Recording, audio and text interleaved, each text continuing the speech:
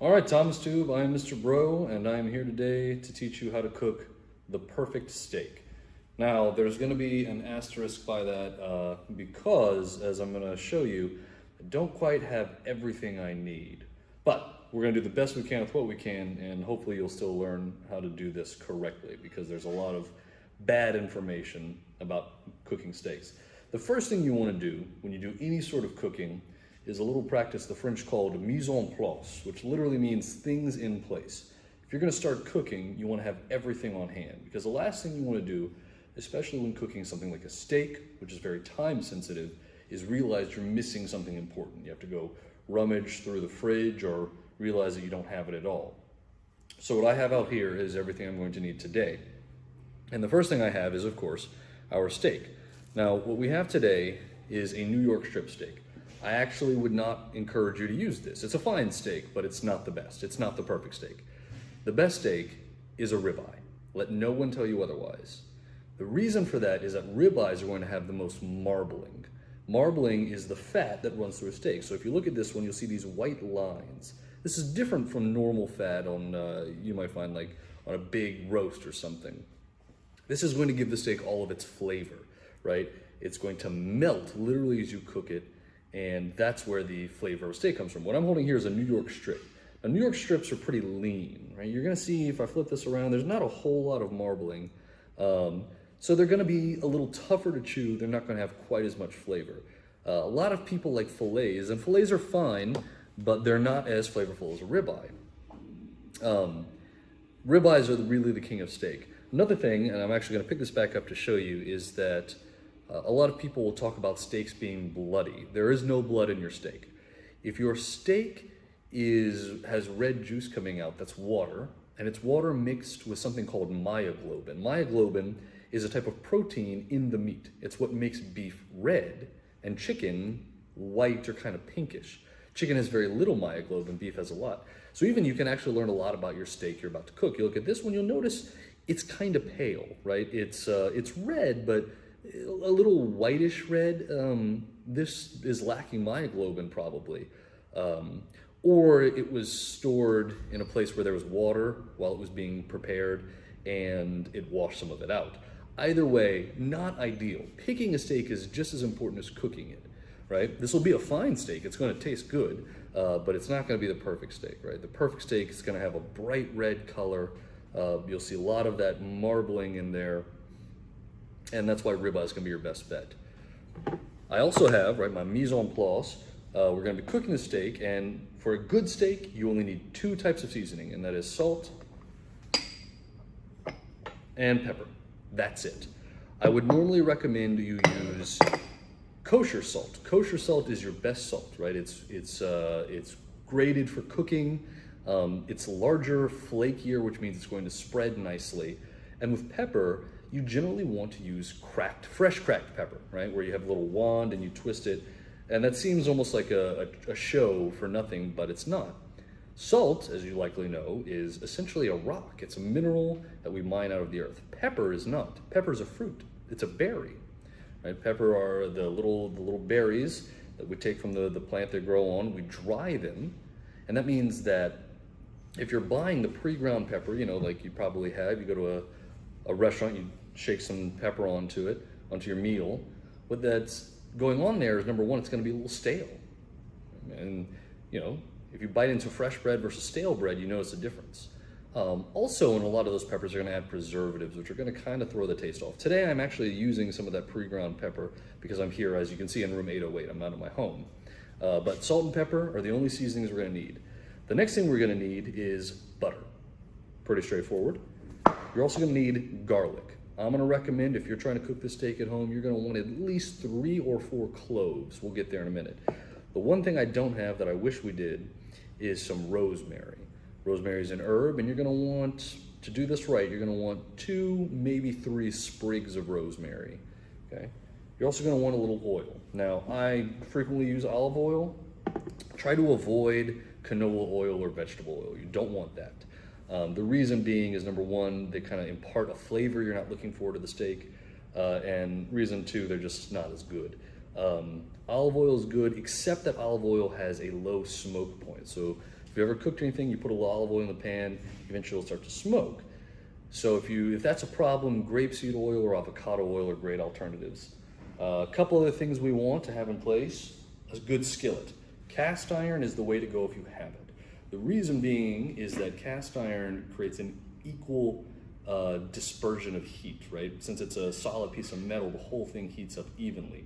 If you're using just a regular pan that you might have at the house, you're only gonna get heat in spots where the burner is really hitting it the hottest. And that can sometimes lead to an uneven cook on your steak, which you want to avoid. You're gonna need a spoon for this recipe. And the last thing you want that's always good to have is a good chef's knife. All right, let's see what to do next. All right, so here you can see we have our steak. Again, not the prettiest steak in the world, but not a bad steak either, right? For a New York strip, your marbling isn't terrible. It's a little pale, not quite what we'd want, but it looks all right.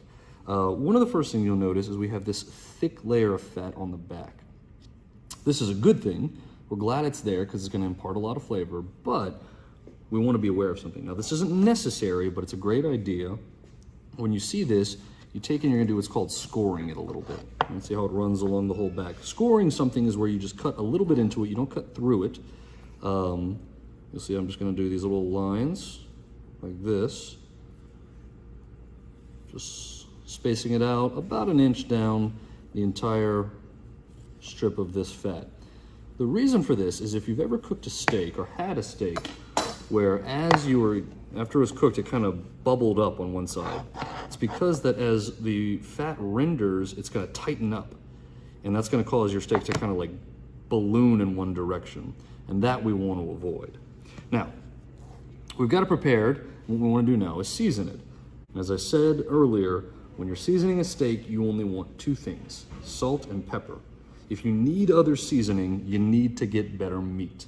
It's not to say that other seasoning can't be good, but the point of eating a steak is enjoying the steak, not tasting a bunch of cayenne pepper, whatever. So we're going to begin with the kosher salt. You're going to see I am giving a heavy sprinkling of this. All right? That's not even enough. We're going to want a little bit more. And you might look at that and you might say, Mr. Breaux, that's too much salt. It's not.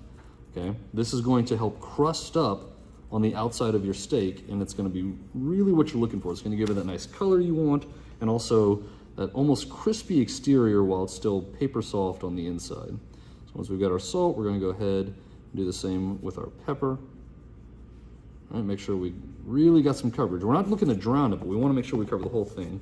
And then you don't really have to do this, but it's a good idea. Just go ahead and pat your seasoning in. That's going to assure that as we're moving our steak around, like right now, when we flip it, it's not gonna, all the seasoning won't just fall off, all right? Now we'll just do the same to the other side.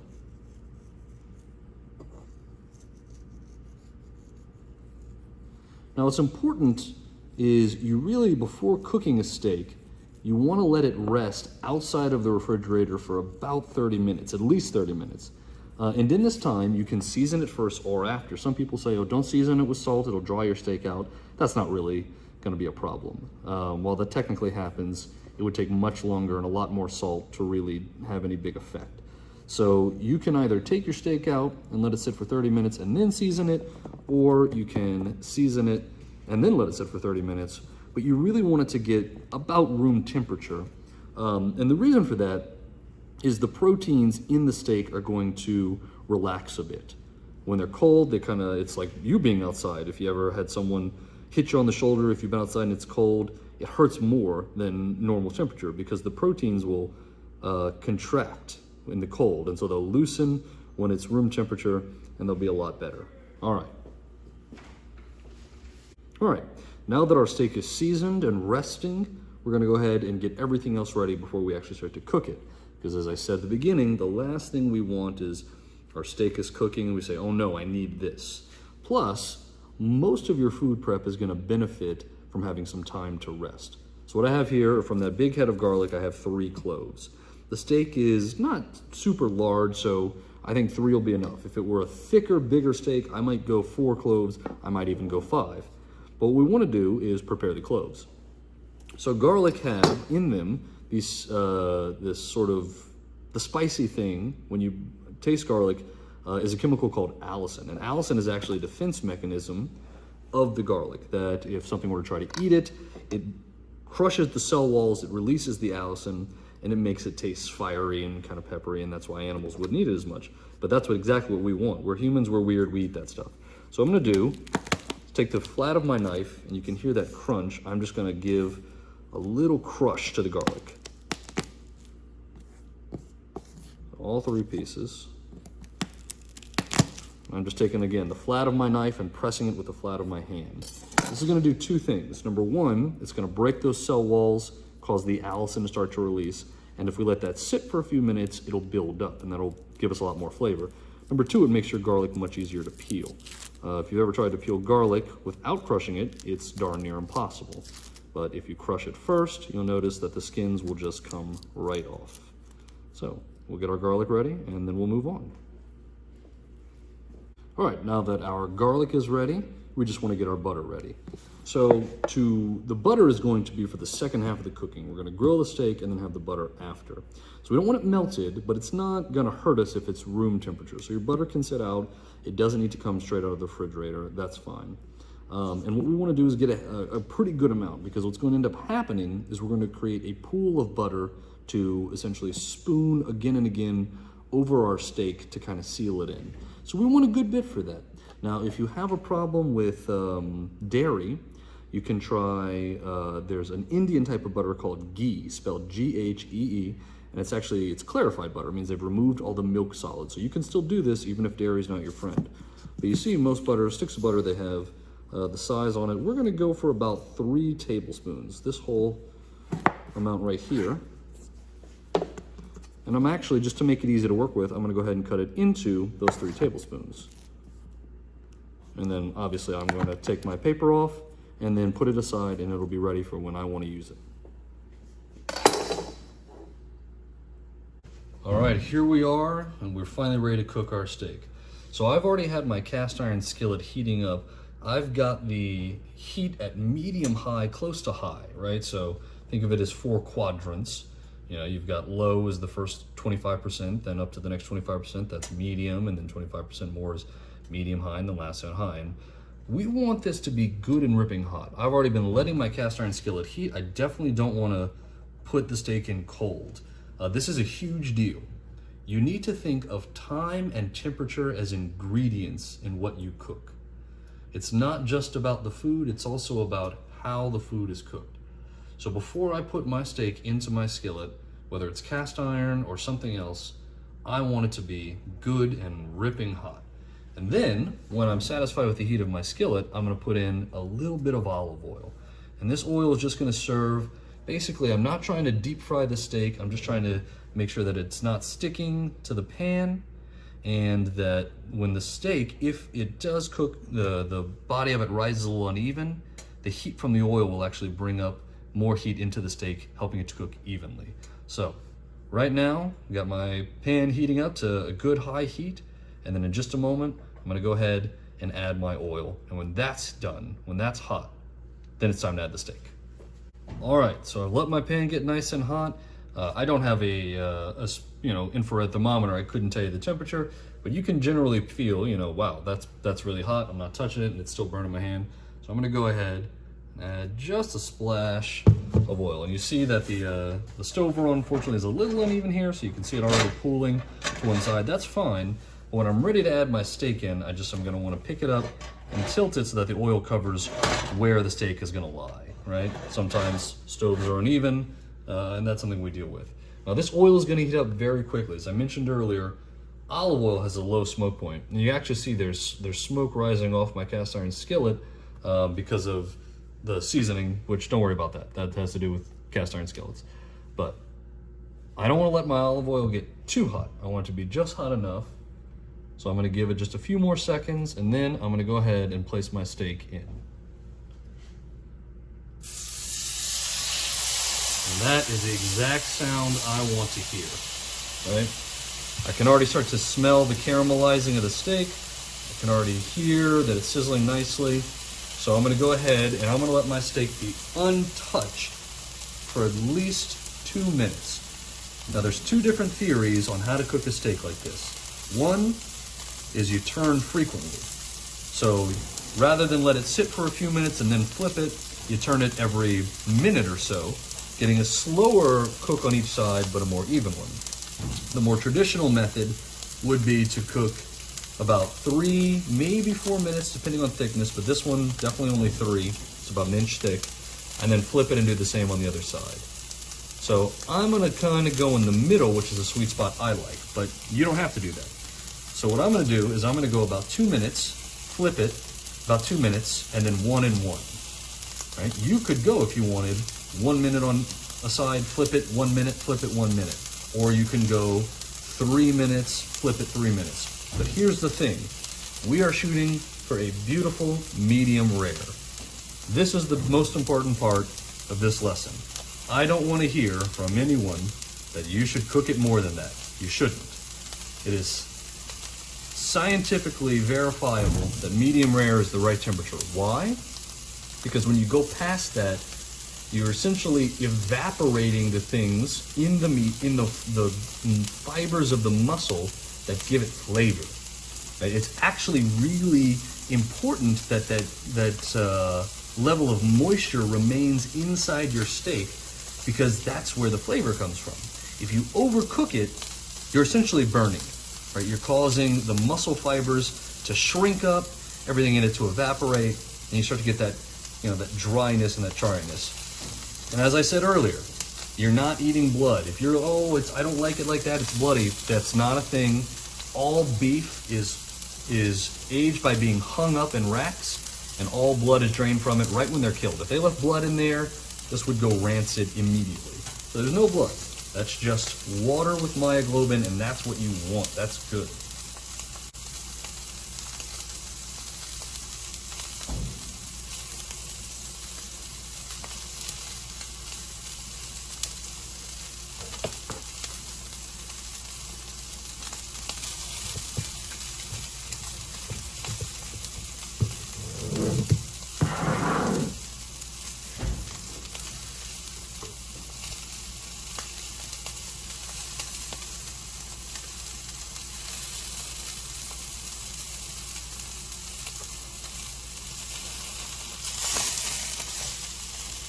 Three, 2, 1.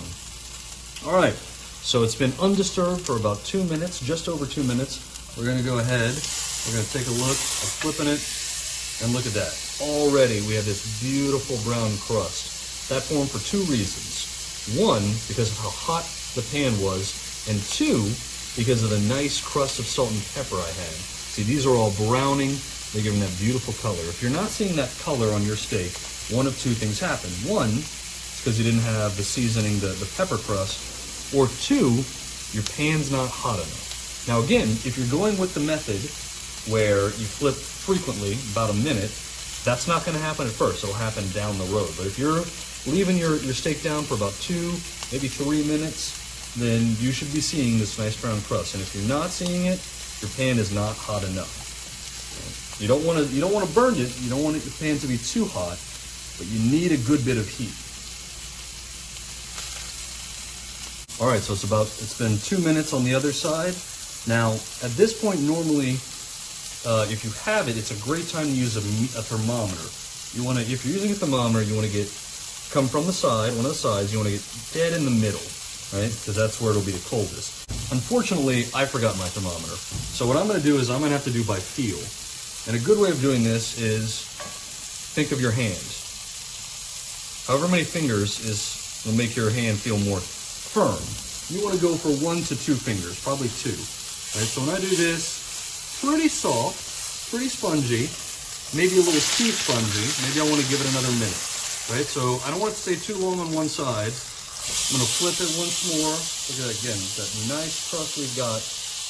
Now you'll see this is where I scored that fat, so it's not constricting. It's not causing my steak to kind of bow up this way. Now what I may actually do in a moment is I want to render that a little more.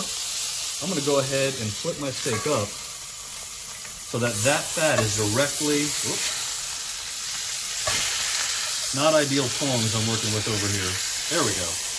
That fat is directly against the skillet, and that's going to make it render very nicely.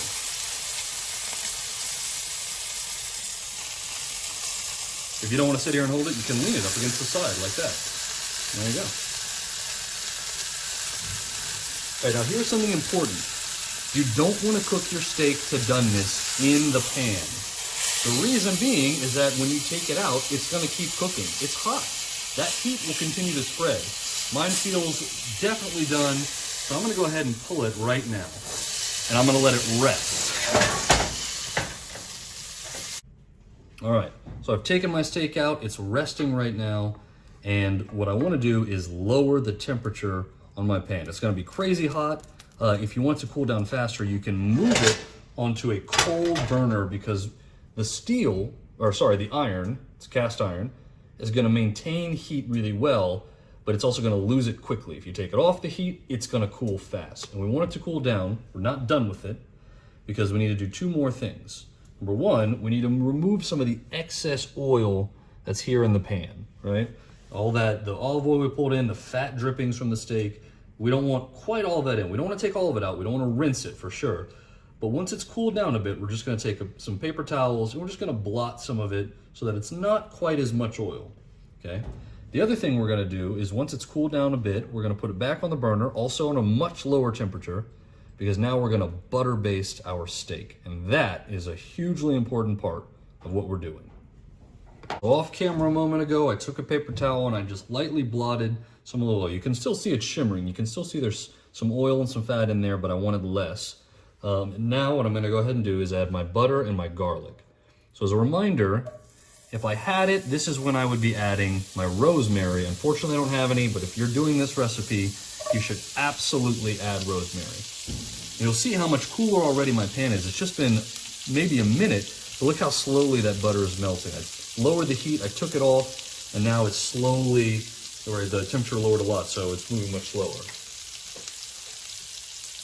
You can see it's kind of pooling everywhere, but I actually want this to go to a certain place. So I've got my spoon, obviously, and I've tilted my pan away because I want that butter to melt and I want the garlic in the butter. I want all that melted butter to get that very garlicky flavor.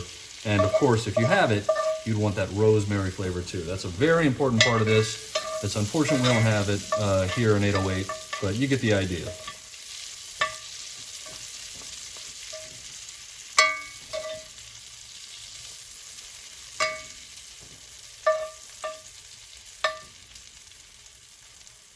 All right, so this has been going for just about 30 seconds, right? It doesn't take very long.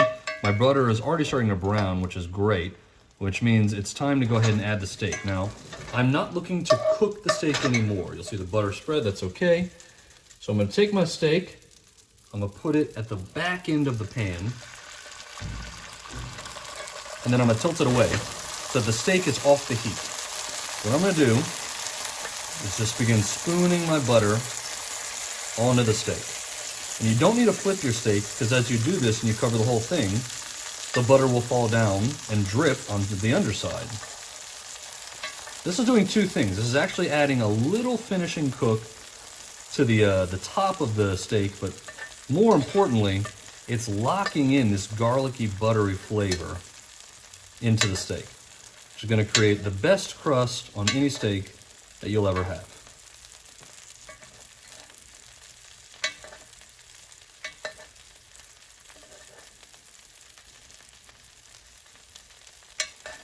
So you're gonna do this, you wanna, depends on how buttery you're looking to get it. You can do this for 10 seconds, you can do this for 30 seconds. I usually go a little bit longer, right? So I've been at this now for right around 30 seconds, and I wanna make sure that I'm getting everywhere. I'm getting a nice, even coat. I can see this sort of, if you see the steak, you see it's kind of taking on this buttery sheen a little bit. That is exactly what you wanna see. And when I'm satisfied that enough of the steak on the underside too has been covered, then it's time to take it off. And that is what we're gonna do. All right, here we are. So this is our steak. Now, another non-negotiable. Non-negotiable number one, you want your steak medium rare. Non-negotiable number two, let it rest. When you just come out of the heat, sort of think about earlier when I was talking about the cold. In the cold, your muscles get tight. But when you come out of the heat, your muscles also are kind of almost too relaxed, right? And you need to sit and catch your breath and you feel a little sturdier after that. This is muscle. As it comes off the heat, the parts of it are so relaxed that if you cut into it now, all the juice would just explode outward, which is probably happening to you, right? You've cut into a steak fresh off the grill, and you just see this like explosion of juice outward, and you notice it's a little dry, right? If you let 10 minutes pass with the steak resting, is what we call it, about 10 minutes, a little bit less if you can't control yourself, then it'll reabsorb and tighten up a bit. And so all that juice will be in your mouth when you bite into it and not on your plate. All right, guys, so my steak has rested. You can see it's really pretty. Got that nice kind of golden crust on it. And let's cut into it and see how it came out. Oh, that's too bad. So you can see I did overcook it a bit, right? This is closer to medium than it is medium rare. It's still gonna taste great. It's still got a pretty color to it, but you do wanna go for a little bit rarer than I got today. That's actually part of the challenge of using a kitchen that's not your own. In your kitchen, you learn the burners. You learn how hot they get, how hot they will hold the temperature. And when I'm in a strange kitchen, sometimes you can see still very pretty steak, still gonna taste great, maybe not the perfect steak, but you know how to do it, and that's what matters. So, get out there, find a special occasion. Maybe it's just, a Saturday night and you want to cook a nice steak for yourself or your family. Look up some good sides to do and, yeah, enjoy. There you go, Thomas Tube. Almost the perfect steak.